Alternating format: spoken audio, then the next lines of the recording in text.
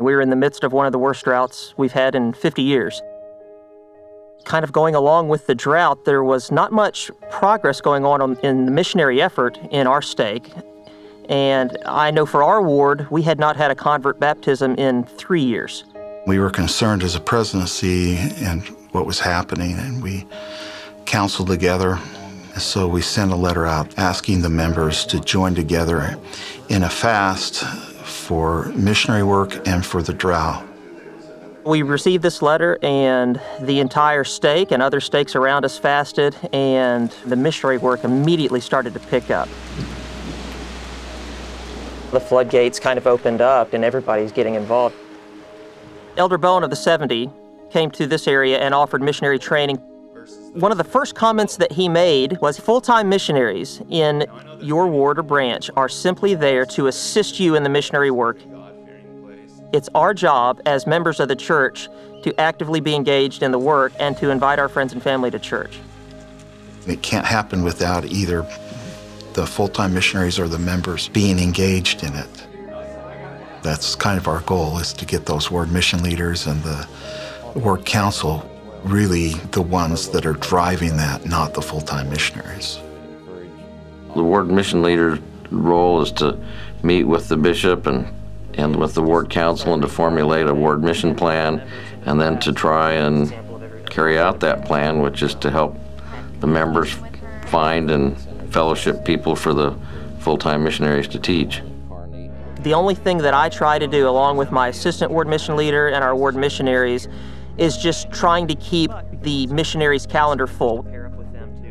Ever since this whole missionary effort has taken off over the past year, we went from averaging 2, 3, 4 lessons taught with member presence per week to 10 to 12.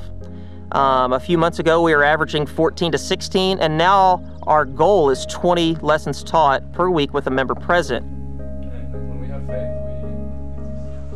As I sit back and look at this transformation in our ward and within our stake, it's really easy to see two main aspects that led to this missionary effort exploding, and that's members being involved in the missionary effort and then extending the invitation to attend church or to meet with missionaries.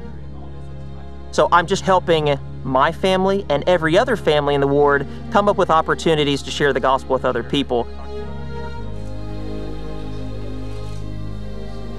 I'm Trish Govin. This is Mark Govin. We were baptized January 26, 2013. It was the perfect story of member missionary work. We had one family that became friends with them. They introduced them to another family. Their kids met other kids in our ward and they became friends. I believe that God placed a lot of members of the church in our lives for a purpose. And that led to more serious discussions with the missionaries, and they started to attend church on a more regular basis. I saw just how the gospel was working in their lives and how they are just lights.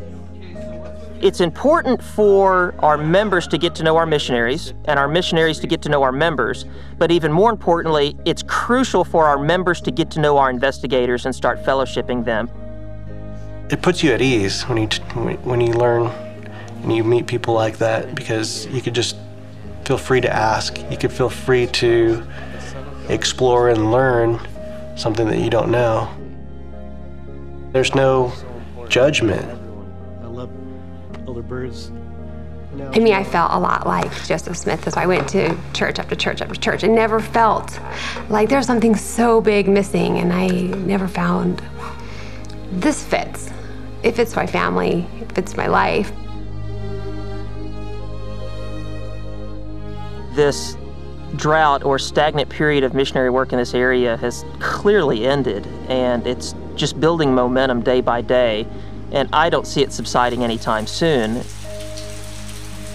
This is the great work of the latter days. This is the reason why we're here, to gather Israel. And for me and for all members of the church, it's our responsibility to share the gospel with as many people as we can.